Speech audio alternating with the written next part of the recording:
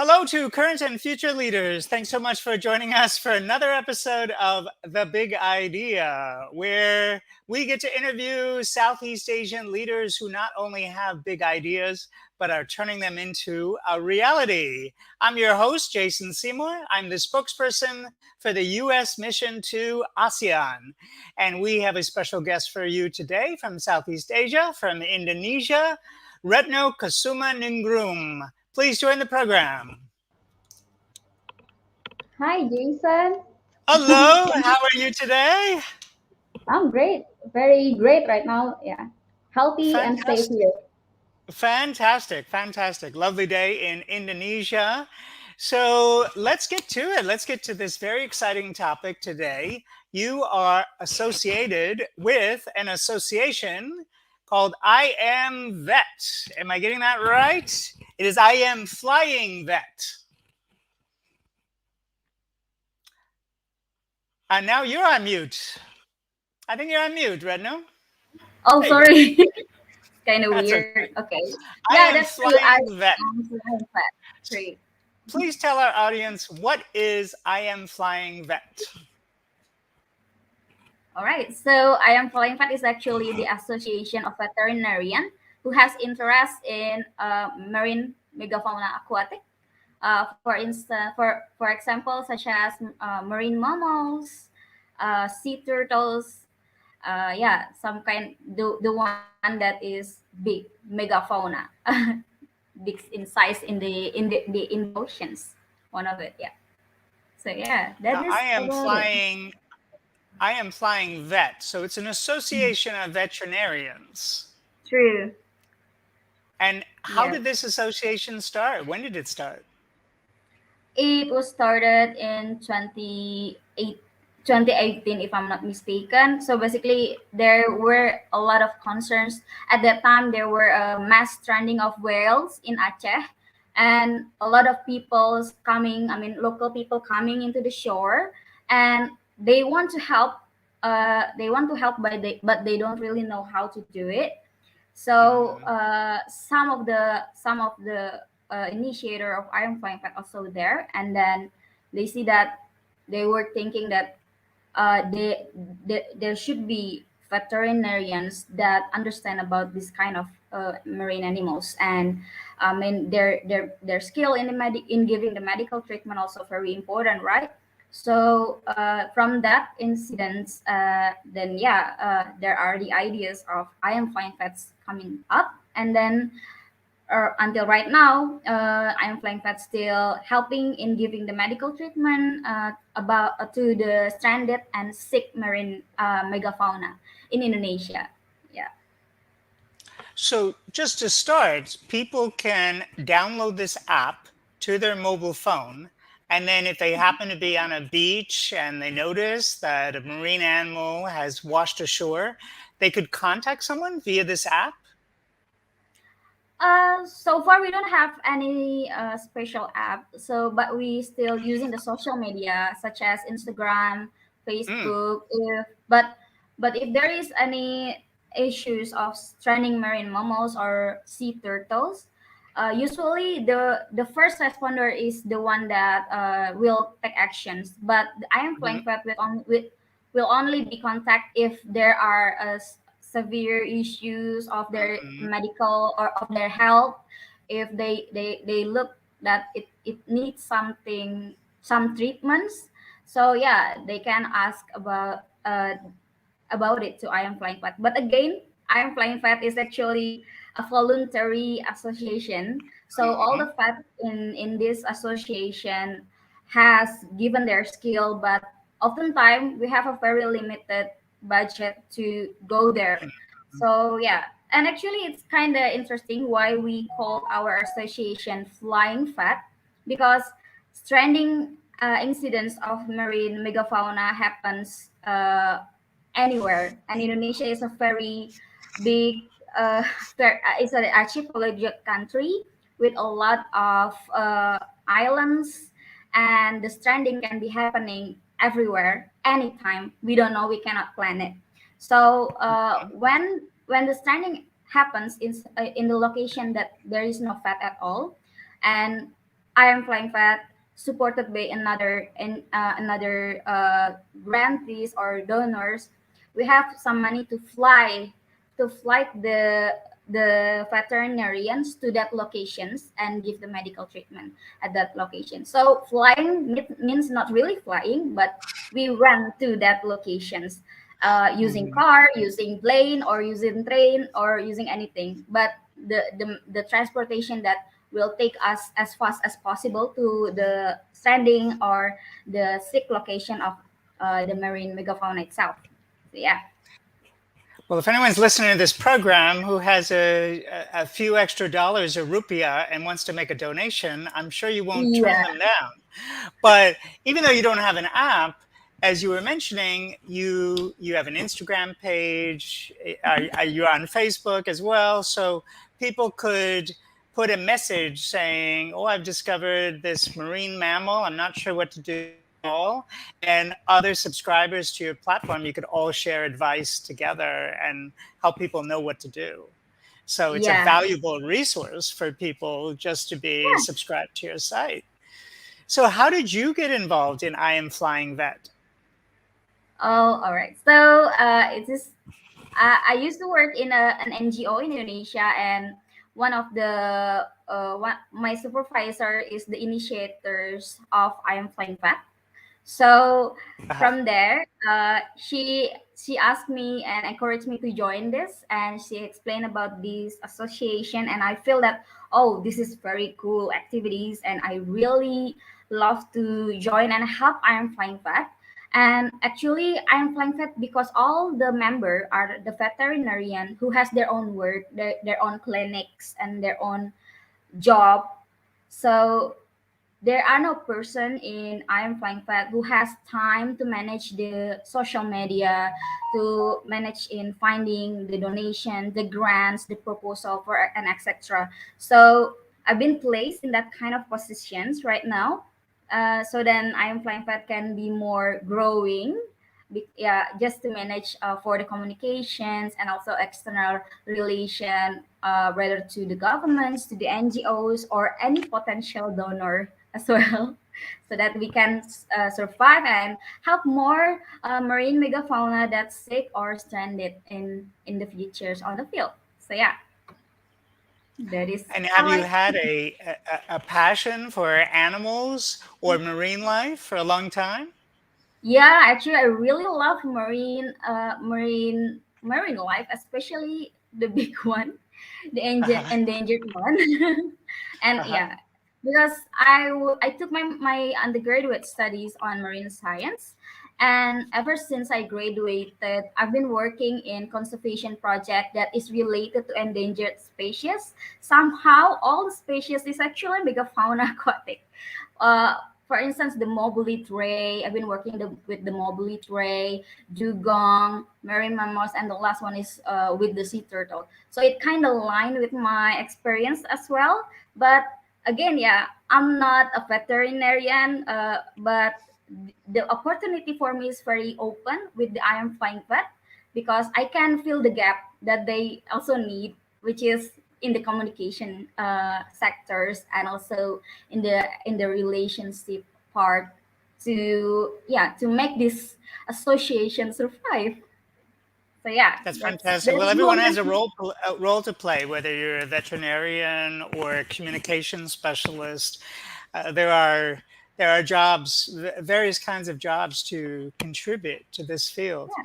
Now, you mentioned one of my favorite animals, my favorite marine life, and that is sea turtles.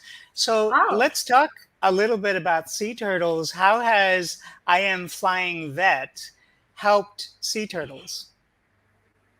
well, there are a lot of, but mainly by giving the medical treatment of the sea turtles. Actually, there are a lot of cases how I'm flying vet helping the sea turtles. One story that really interesting in me is actually, and I got involved as well in that part, is the sea turtle that stranded on Bali, in the beach on Bali, and but the turtle is very inactive, very weak. So Iron Flying Vet observed the sea turtles and got and see that there are a lot of plastics coming out from, I mean, the faces is the plastics.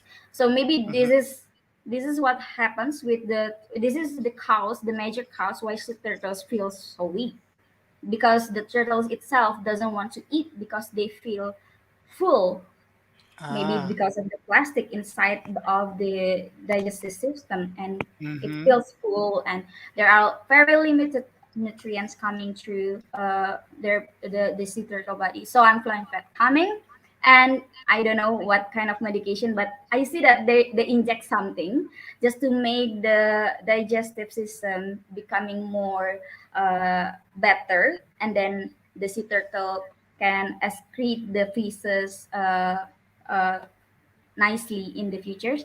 And also Mm-hmm. iron flags also give like the temperature, what is it, to make the pool a bit warm, so that the sea turtle feel relaxed on it and want to poop all the plastic faces. And after that, after 1 or 2 months of observations, finally the turtle want to eat and looks more active, and finally the turtle is being released by the government and everyone who involved in helping that turtles. So yeah, that's Mm-hmm. one story from many story of What, the sure, sure. What was the size of that sea turtle?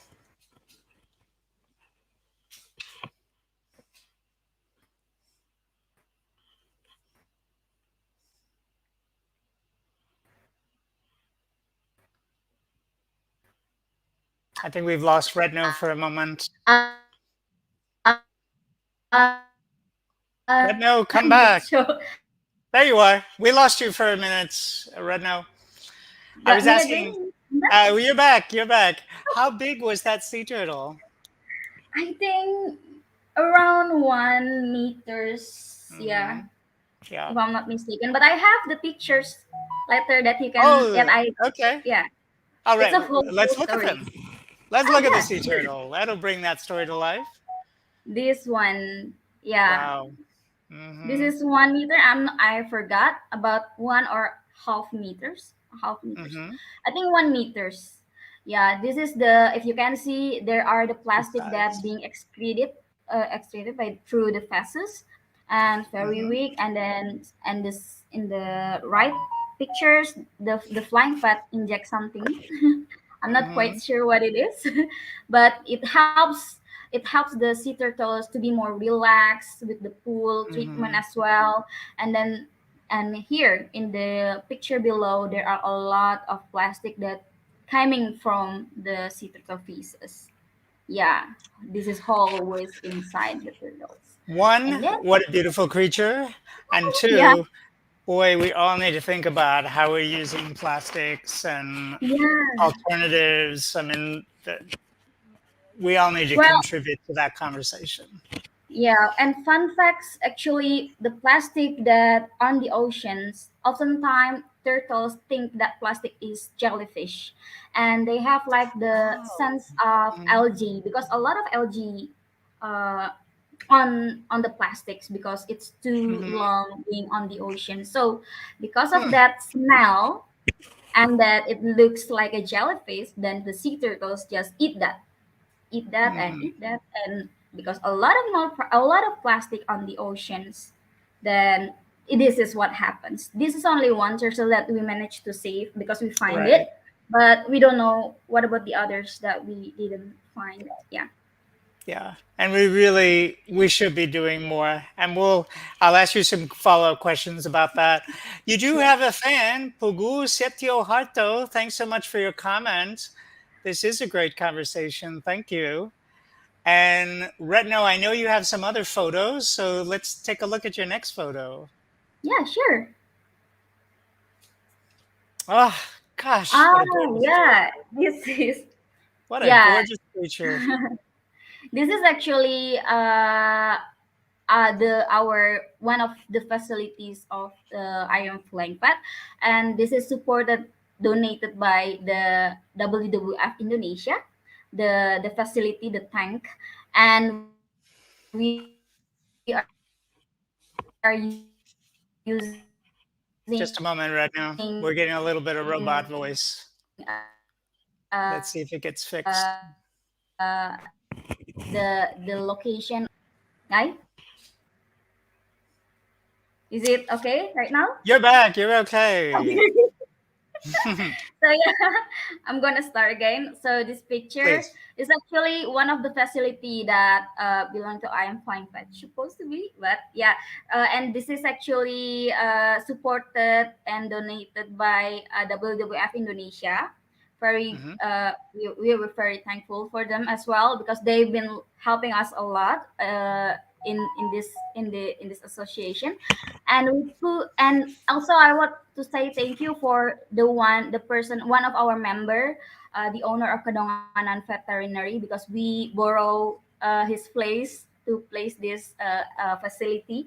This is actually our one of our small rehabilitation aquarium, and we have two sea turtles here, and you can see they don't have flipper on it because uh, it got entangled by the fishing line, so we have to amputate the flipper. So Oh, he's yeah. So yeah, I can say that's the bad things of ghost net. If you know, ghost net is like fishing net or fishing line that being mhm. throwing just by the fishermen on the ocean, and it's becoming entangling many marine creatures, including the sea turtles. And both of them are not in a good in a good in a good condition because the flipper got entangled by the fishing line, so we have to amputate it.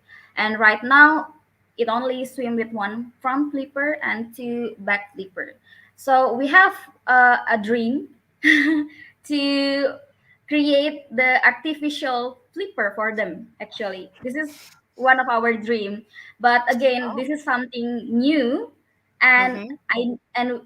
the veterinarian in flying vet need a lot of trial and error to create this Sure. artificial flipper. And also yeah, we also of course need more funding and donations to make our dreams come true. So Sure.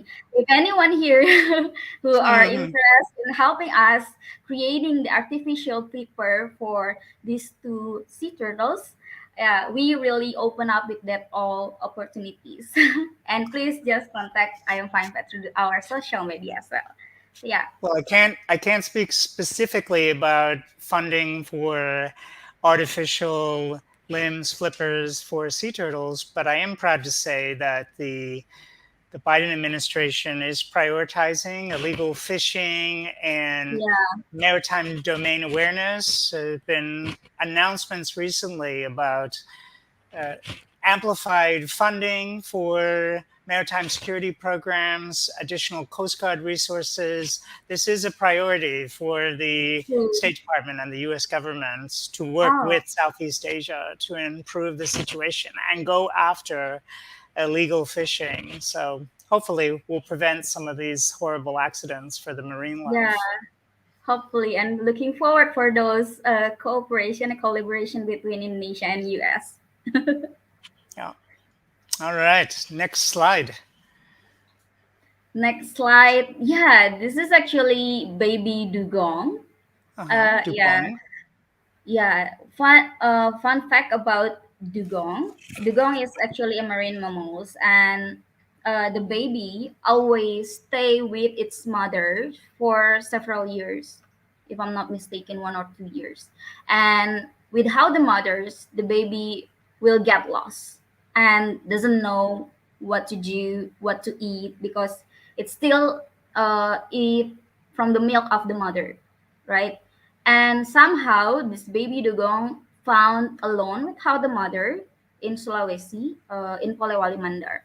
And the local people there has been observing that this baby dugong in some areas near the coast and keep coming to the coast, seeing people, because maybe the baby feels like want the presence of somebody, the baby need the presence of somebody, either it's the mother or human. And it happens for like 1 or 2 weeks already. And many people, many local people thinks that this baby is very cute, and they also feel sorry because the baby cannot find the mother. And they are very kind, the local people, but they don't have the knowledge, because they gave human food to the baby of dugong. Mm, They gave like mm, pisang goreng, or what is it, fried banana, mhm. common food for human, and they gave it to the baby dugong, and the baby dugong likes it, they eat it. But It's a again, different digestive system. They were well right, intentioned, but the yeah, animal has a different system. true, Hmm. yeah. So somehow it's getting weaker. Then flying vet, again, the veterinarian of flying vet being flown to that location, went to that location, and helping and giving, if you see here the yellow bottle, it's the Hmm. milk. It's actually, yeah, the milk. I don't really understand what kind of milk it is, but this is it is very recommended by the veterinarian for the baby dugong. They give the Hmm. milk, but again, unfortunately, maybe it's kind of too late. Sadly, the baby dugong cannot survive. And at that time, there were very big loss felt by local people there, and also people that often visit. They really want to taking care of this baby dugong, but not yeah, but it They cannot. didn't have the Yeah, yeah. And then they really wonder why the baby dugong died, right. because they feel that they give the food already, it's eating, right? And then Hmm. our fat then do the necropsy. It's kind of autopsy, but it's for the animal necropsy, and Right. check what is the possible cause of the death of this baby dugong.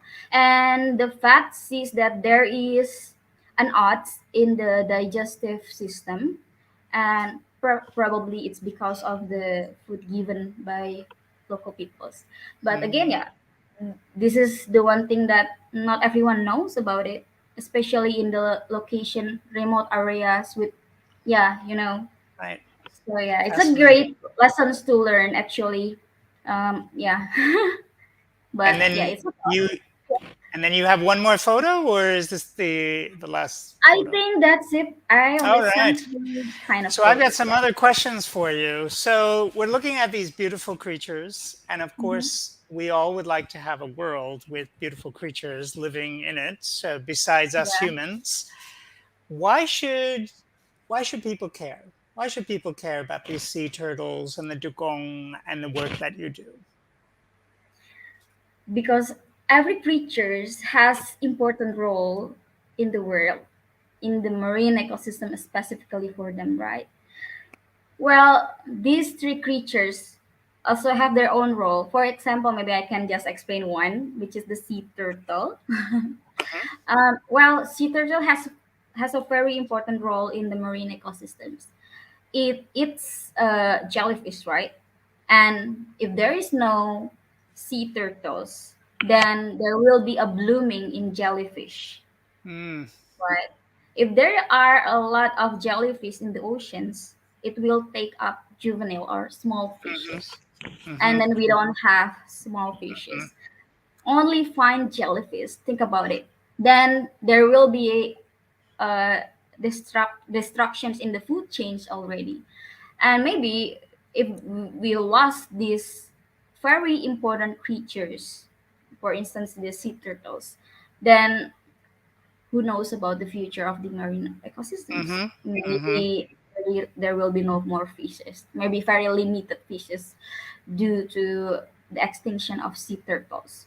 That is only one main role of sea That's only turtles. one, and of course, there's the whole topic of Yeah, ecotourism and how yeah, beneficial that industry can be for countries that can make a lot mhm, of money off of people who enjoy watching yeah. marine life in their natural habitat. So there are many different reasons. But I didn't know about the jellyfish. So thank you for telling me. That's a very, very good argument for me to make.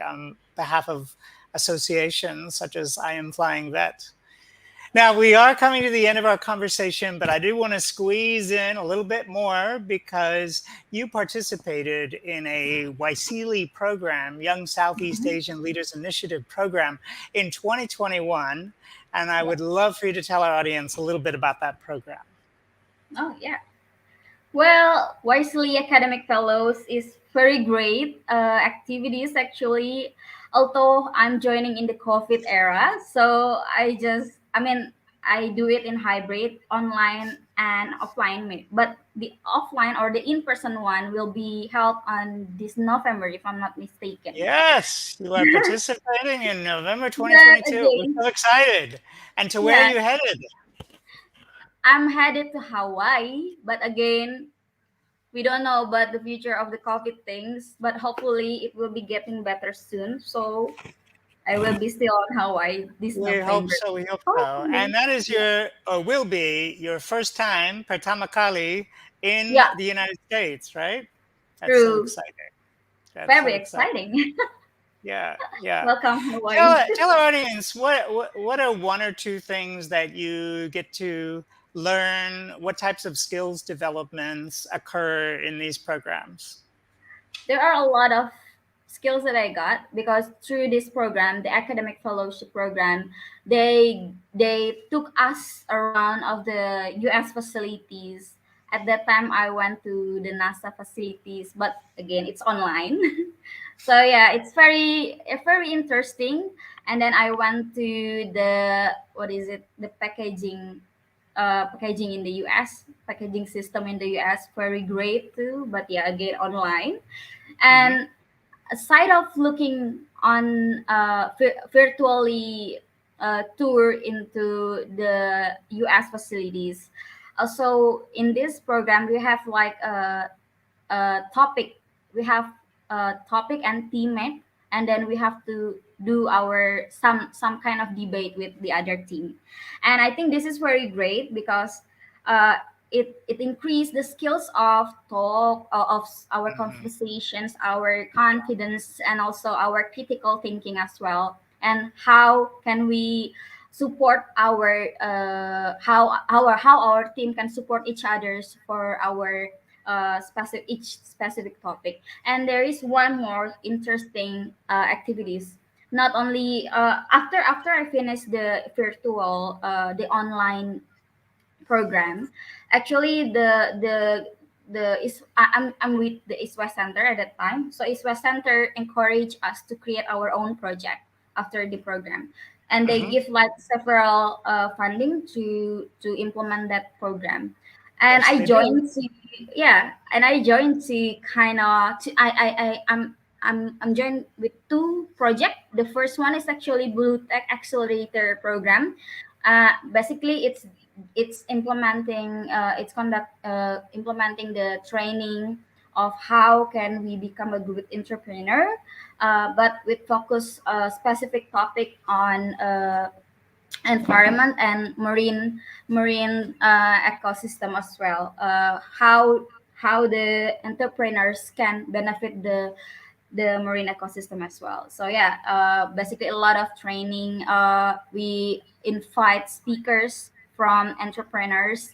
As yeah, that is my first program. And second program is I with my team held the song and slam poetry competitions, and from we encourage all the Southeast Asia's peoples to apply to make their own song and slam poetry with the message on how their faith relations to the environments uh, bring positive impact. So yeah, that kind of message, we emphasize on that kind of message. And finally it's both of the project already done actually. So yeah, then we have a lot of arts from that events, and it's very Uh-huh. interesting. to Well, if hear I their. had known, I would have told you to prepare some slam poetry for us, and I would make you recite some right now. But I didn't know, so I didn't. So I know you're not prepared. But Yeah, I'm not. in a future interview, I'll make you do that for us. Yeah. Well, wow, Retno. Unfortunately, the time has just flown by. We're gonna have to wrap up, but I'm so excited that we had the opportunity to share with the audience about IAM Flying Vet. I hope everyone checks it out on Facebook and Instagram. And if you have any questions, audience, about anything we discussed, you can always put your questions in the comments below. We will receive them and we'll share them with Retno at a later date. But thank you, Retno, for joining us. I learned a lot, especially about sea turtles and jellyfish. Yeah. So that's a good talking point for me for the future.